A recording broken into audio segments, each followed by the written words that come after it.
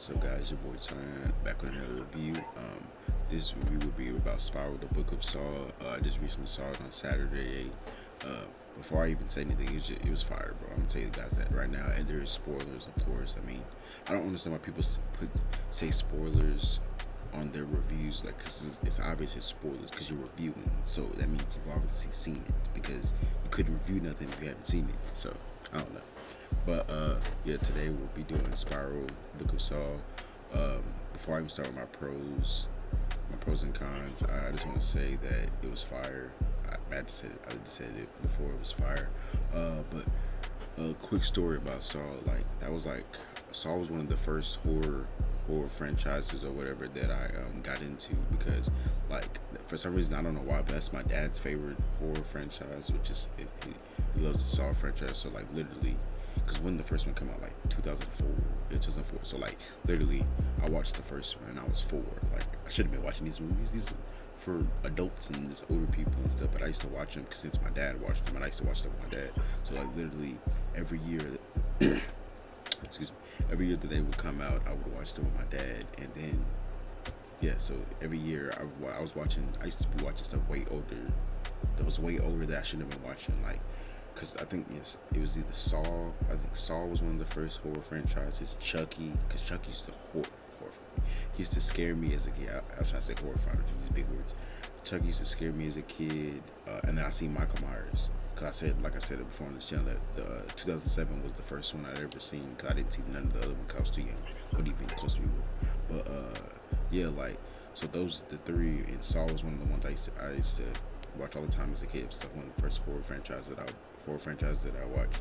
And shit, it used to hurt my stomach so bad, bro. It doesn't hurt my stomach now. Like, now I can go back and watch them. It's not that bad.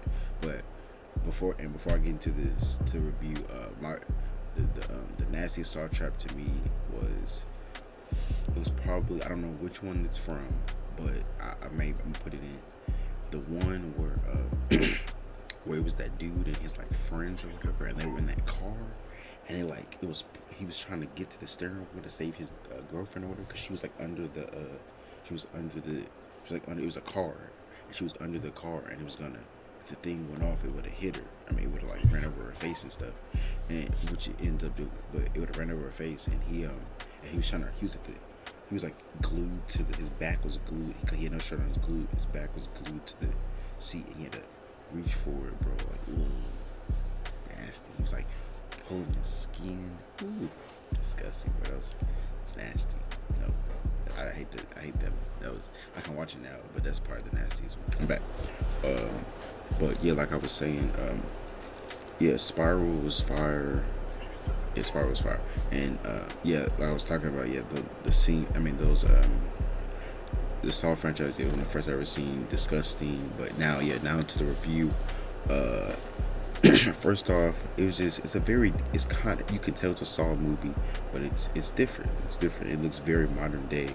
This is the 9th installment of the franchise. It's the first sequel since the first Saw movie we've had in a minute, since Jigsaw, and Jigsaw was in the past.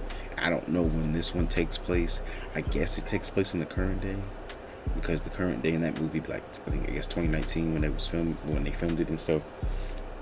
So I guess it takes more place in the modern day, because, all the other ones was in the 2000s and stuff. And then Jigsaw, I guess, well, half of Jigsaw was shown, because, it was showing the 2 traps from the 2 different years, and the 1 trap was from years ago, I guess, from from the OG. I mean, from around the first one was around, and then you had the modern day one. I guess it was modern day. Yeah, so it was 2017. So I guess it was the modern day version. I mean, the modern day with that one. But it's just a good Saw movie. It feels like the other movies. And it's in the same universe, because obviously they reference it and stuff, but it's like basically a copycat, which is, I mean, as this, basically all the, oh god, hold on, guys, that there, mad itch. Basically they're all copycats, because after John Kramer dies, and with the third one, I mean, everybody else is just following up in his work, in his footsteps. So it's like, those are basically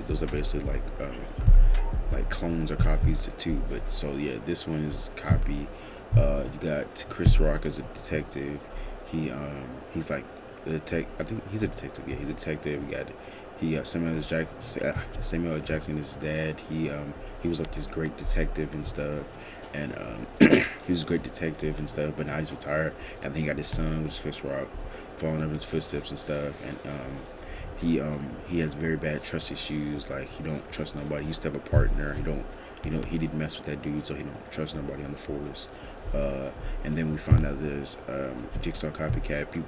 Cops start dying. We start with the opening scene, which had dude's tongue, bro. Like the way that trap was set up, it didn't look like he was gonna survive anyway. It didn't look like there was no way for him to survive. Even though they said it was like, oh, if you like let your tongue come out, get pulled out, then you'll survive. But like he wasn't gonna survive because it was a train coming. I mean, I guess he could have pulled. I guess he could have ripped his tongue off and tried to get out the way, but probably not. No. But we would start with that scene. Then basically the movie's just about cops being killed and stuff. It's basically the cop killer. You can call him the cop killer. Jigsaw copycat. He's killing a bunch of cops and stuff. We don't know who it is.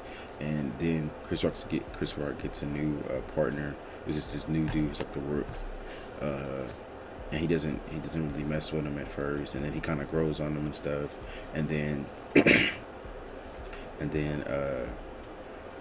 we think his then we get to so I say he had trust issues and stuff. Then we get to where his new partner, the young dude, he dies, and we think that I was like, dang, bro, his partner died, and then he's trying to find out who killed him and stuff, and then also like Chris Rock.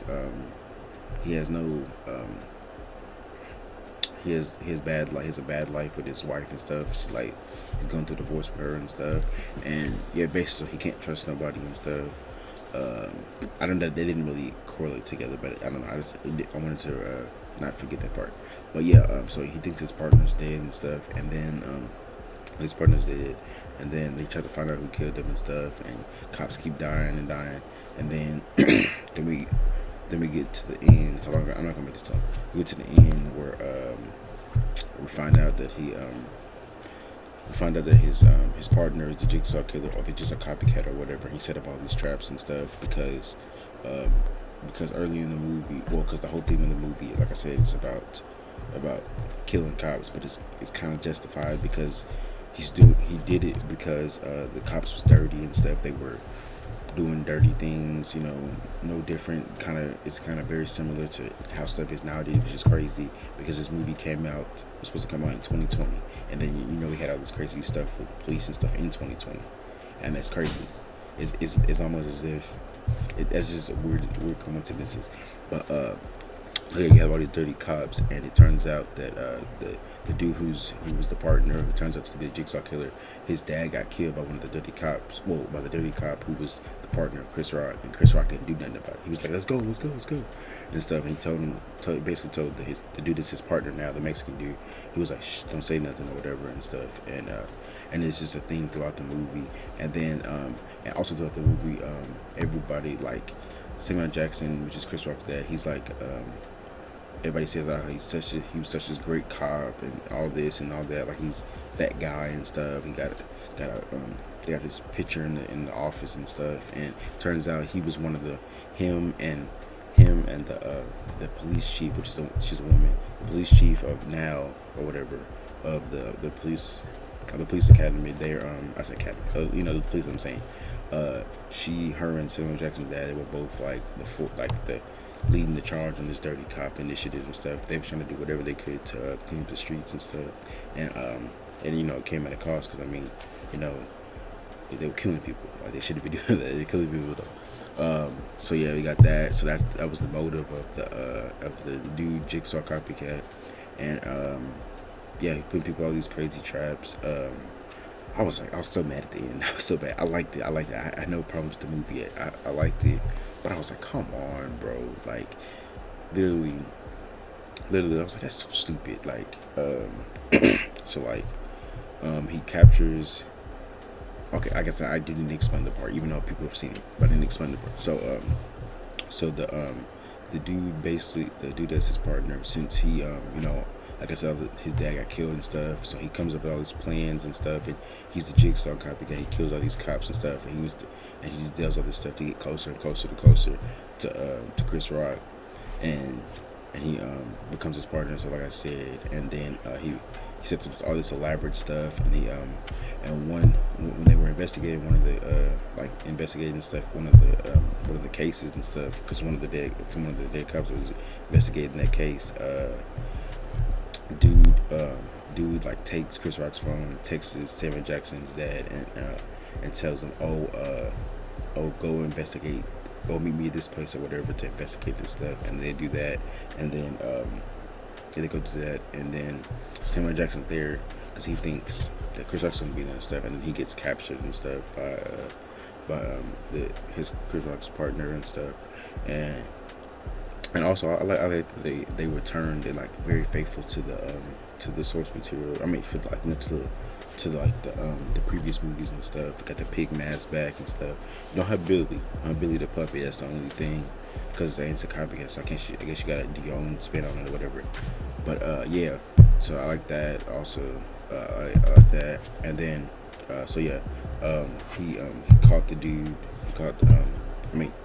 He caught Samuel Jackson and stuff. Has him all tied up and stuff and trapped. And then he tells Chris Rock get there and stuff. Well, he doesn't reveal himself yet. But then Chris Rock gets there because he finds out about where his dad's and stuff. And then it's the big reveal and stuff, the big twist. And then he's like, oh, you have. He shows him where his dad's at, and he's like, oh, you have this much bullets left. Because he calls the police and stuff. He shoots all like 3 bullets, and he has 1 left. He's like, oh, you can shoot the target or shoot me. And then he's like, yeah, you either shoot the target or shoot me. So he has to make a decision. And then so he decides to let his dad shoot the target so his dad can be set free. And then the police are coming, and then the police come, and then Chris Rock gets to beat up on the dude, which I was telling my brother, because we watched it together, I was like, why didn't Chris Rock should have just put dude in a chokehold or something, or arrested him. So he's like, I know there's ways he could take him down. He kept punching him and stuff, which I understand, but like, put him in a chokehold or something. But then the police get in there, and then it sparks another trap. It sparks the trap back up, and then Samuel Jackson comes back up, and he has this thing, and he's not doing it himself. He has this thing, and it's basically shot because they had the police. All these police has guns aimed, and they blast Samuel Jackson. I was like, dang, man, so sad. And then Chris Rock is upset, of course, and then the dude's able to slip and get away through this little elevator thing, which is like, I don't know why. If I'm fucking Chris Rock, I'm gonna have dude in a chokehold. Like, you're not going nowhere, bro. You did this to my father. No, nigga, you killed people. I'm not gonna let you do this and stuff. He gets away, even though the police was like right there. It was kind of right there. They could have, hey, they could have done that, but I mean, guess not. But yeah, that was basically the little plot of the movie. It was good, bro. I fucked with it. I had no complaints about the movie. The only complaint I had was the voice that they did for the Mexican dude did for, like, when he would play a game. Like, you know, I prefer the original, of course, but I was like, I don't like that voice. He was like, hello, detective. I was like, ew, I don't like how he's saying it. His voice is weird. That's the only negative I have for the movie. Everything else is, I mess with it. It's like, I give it an 8 or 9 out of 10. I mess with it heavy. I mess with it heavy. Now it's not my favorite. I can't. It may not be my favorite of the Saw series, because I don't know which one's my favorite. I don't know. I love them all, but I don't know which one's my favorite. I can't tell you which one's my favorite. I've seen all the movies a million times, but I can't tell you which one's my favorite. But I definitely say it's not the worst. No, it's far from the worst. It's pretty good. Some people think it's one of the best. Some people think it's the best. So I don't know if I say it's the best, but it's really good though. I mess with it though. It gave us what we wanted. It didn't damn kill you too much on the gore as like the other ones. They like make it where you like, ooh, you want to scream and stuff. You didn't want to look like it wasn't too crazy. The gore was manageable, bro. And if I had to pick my favorite kill, probably the one where the dude got electrocuted, where he was like, it was ripping apart his fingers. I was like, cause I kind of got me this time. I wasn't like looking away, but I was like, ooh, cause like, he was like pulling his fingers and stuff. I was like, ooh, that's nasty. But yeah, that's probably my favorite kill. Yeah, I didn't have, like I said, I didn't have no problems with the movie other than Full Detective. That voice, the voice was weird. I didn't like the voice. The only bad thing. Looking forward to more movies to come. I don't know how they're gonna go do the. I know this movie's gonna make good money, so I don't know what they're gonna do in a sequel or whatever. Like, is it gonna bring back? It's gonna be like, it's gonna be called Saw 10. They're gonna have like to bring the people back and say, well, you can't bring back John Kramer because he's dead. But like, like because the last one was Saw 3D. I think that was the last one. That left us on the cliffhanger and stuff. We needed to know what was gonna happen with that, and maybe they do, maybe they don't. I don't know where they go in the future from this, but I loved it. But I mean, they could definitely make a sequel because they do that away. The Mexicans do that great, so you gotta make some type of a sequel. But let me know what you guys thought of the movie. Let me know what you guys thought of the movie in the comment section below. Make sure you guys like, comment, subscribe. What do you guys rate this movie? And yeah.